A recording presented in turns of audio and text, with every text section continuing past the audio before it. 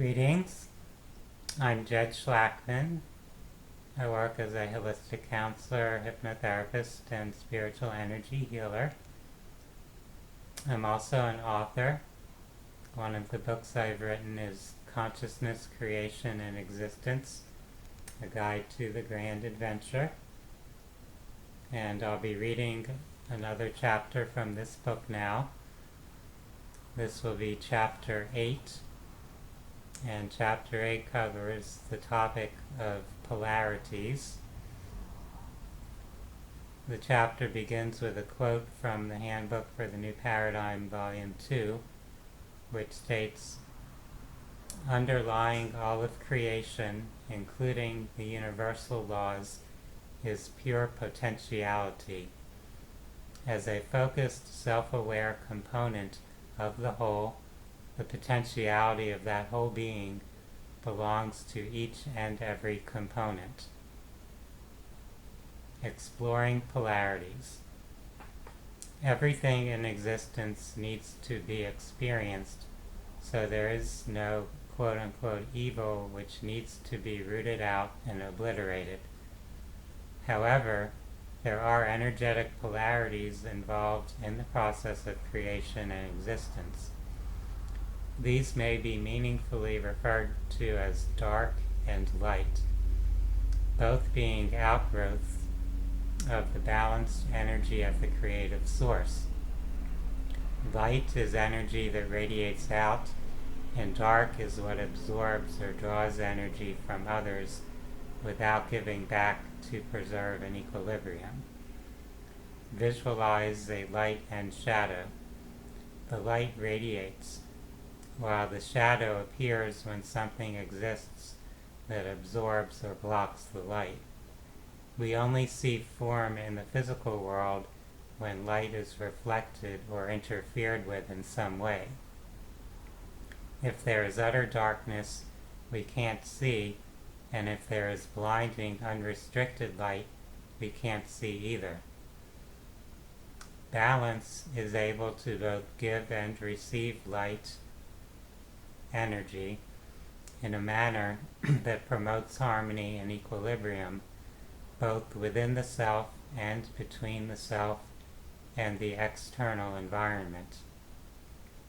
It's important to learn to have a balanced flow of giving and receiving in our lives. Some people excessively take from others without giving back to those around them, while other people give excessively and fail to open themselves to receiving. We are all valued expressions of the Creator, and we benefit from learning to value and respect both ourselves and those we interact with. When we love and value ourselves, we receive energy in abundance from creation to share with others. If the core of creative source became only light rather than balance, then there would be no contrast in which experience could occur. When an aspect of creation moves toward the extreme of the light polarity, it can be drawn into chaos and entropy by the insatiable greed of the dark polarity, and even that imagery can't really communicate what such a situation would be like. If the creative source were unable to generate polarities in the first place, which would be inconsistent with the concept of balance as containing all polarities within itself, then it would exist in a state of undifferentiated unity without ever having an opportunity to realize self through experience. The Taoist yin-yang symbol depicts the separation of polarities within a circle, with the circle equivalent to the source or whole of creation. The polarities are never completely devoid of their opposite, and the movement of consciousness through creation involves the exploration of both polarities to fully realize balance. When there is no ultimate good and evil or right and wrong, there certainly while there is no ultimate good and evil or right and wrong, there certainly are implications for every thought and action generated by one's consciousness.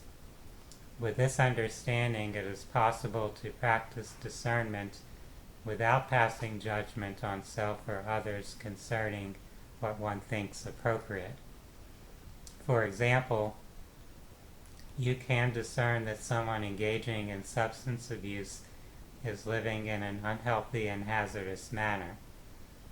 With this discernment, you may choose to not support the person's behavior and to protect yourself from being adversely affected by that person, yet you don't despise or resent that individual's lifestyle, as you recognize that the person may need to go through this until ready to grow and overcome the habit. Nothing is ultimately bad. Even murder, suicide, rape, torture, drug addiction, theft, treason, genocide, etc. These just are extremes of experience that offer lessons for everyone involved.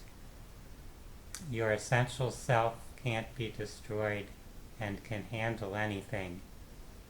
It was your own higher intention to participate in the experiences you have as a human.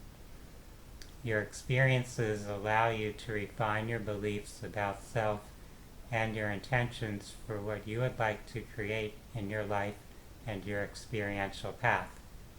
It's a spiral of experience that we all go through, going through various levels, just as a developing child goes through levels of education that build upon one another. Every moment of your life and experience have contributed to your present state of awareness. Without the experiences, you don't have the awareness. The very fact that you have learned from experiences in your life is evidence that you needed to have those experiences. Many people who identify with being spiritually motivated and desiring to be light workers and sources of positivity in the world fail to learn things that involve understanding the workings of the dark polarity. There's the old saying, quote, "See no evil, hear no evil, speak no evil," which exemplifies that vulnerability toward distortion of the light side. If you choose to ignore and suppress your awareness of what exists, then you are limiting your awareness and learning opportunities, as well as giving power to the shadow. People may wish to only think of peace and love and light without having made an effort to understand darkness, but then they may end up fooled by the dark and inadvertently supporting someone or something with a dark vibration. Knowledge and information offer power. If you choose to be ignorant of the dark because it makes you uncomfortable and you want to escape into the light, you will at some point be made to face the dark so that you will understand it. It would be more balanced to be able to look at the wholeness of life and be non-perturbed by the dark so that you can maintain love, peace, and light in any situation. If people spend all their time meditating and praying and thinking positive thoughts while they're going out and buying products designed to poison them and voting for politicians who con them into giving away their income and freedoms, then these people have chosen ignorance, which is exactly what the dark side wants them to do. That's one of the reasons the dark side has manipulated religions to so effectively control and exploit people. Organized religions commonly feed into people's desire for light and love while covertly guiding people to be giving away their power. They may also use fear to control people, and a combination of the carrot and stick approach is often highly effective for that purpose. fear the Lord, God loves you. Now, isn't that a way to play with people's minds? We can each learn to be balanced, responsible creators, or we can allow ourselves to be manipulated or even tempted to become manipulators ourselves. Only the balanced path gives full access to the expansive, loving energy of creation.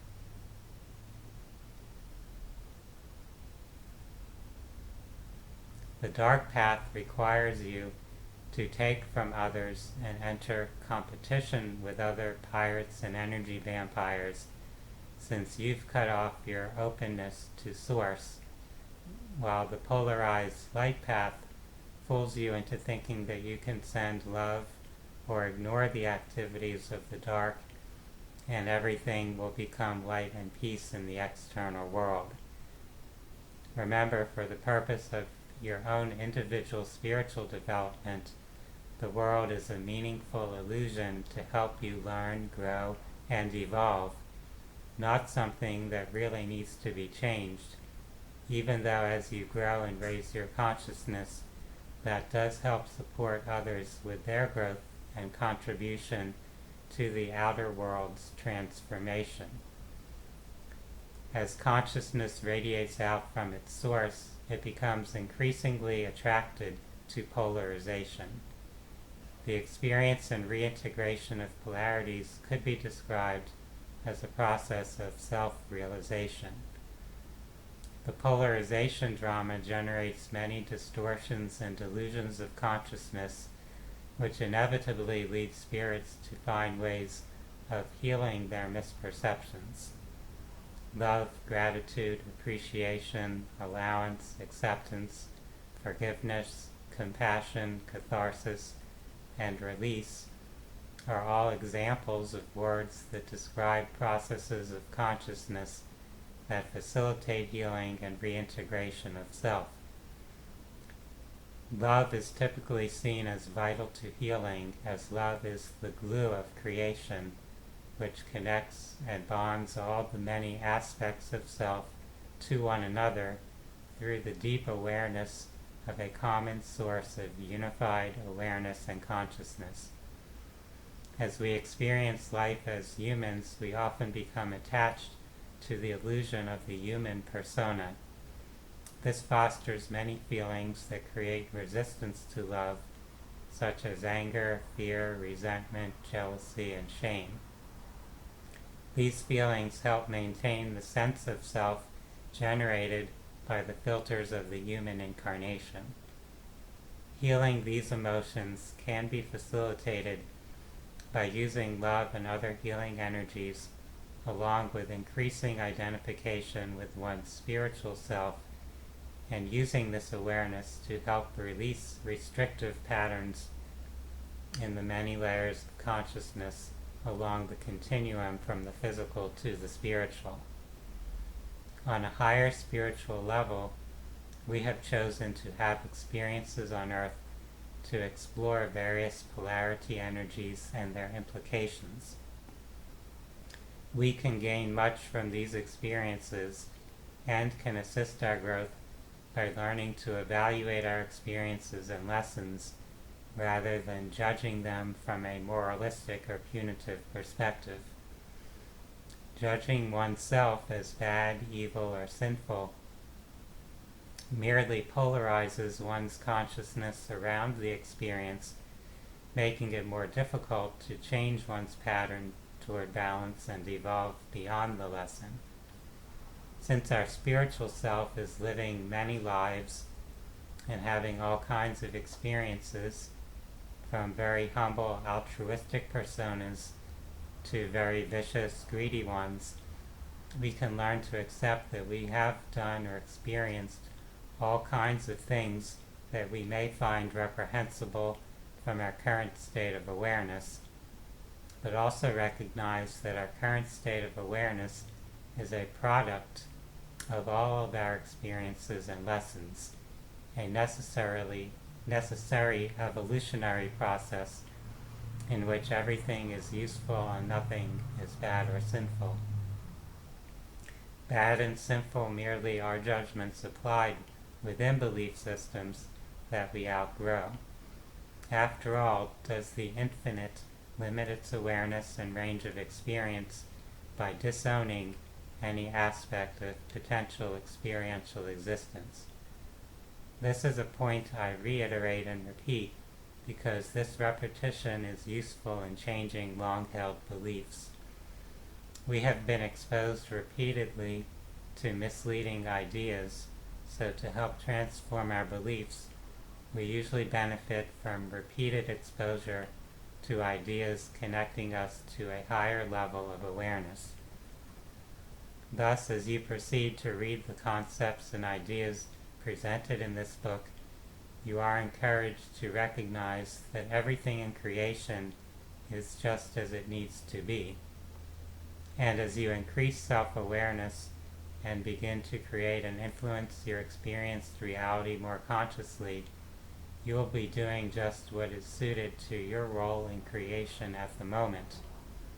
Your thoughts and actions in the now contribute to a ripple effect or butterfly effect, since at a deeper level of reality there is no separation. So enjoy yourself as a creative being. You can't go wrong. There is no right or wrong from the perspective of undifferentiated awareness. Just varying patterns and paths of experience arising from the vibrations that have generated realms of experience as they explore all the potentials of self. Peace, love, joy, wisdom, freedom, and so many other qualities that we associate with the Source are only fully realized when our experience of them is challenged or limited. For example, love, the feeling of connection and bonding, is fully understood and appreciated when fear, anger, and separation have been experienced and overcome. This concludes Chapter 8. Again, the title of the book is Consciousness, Creation, and Existence, A Guide to the Grand Adventure. You can find it in ebook and hard copy formats on Amazon. For those that are interested in holistic health and healing and spiritual growth resources, I invite you to visit my website, phinsights.com, phinsights.com. For now, I'd like to wish everyone a wonderful day. Namaste.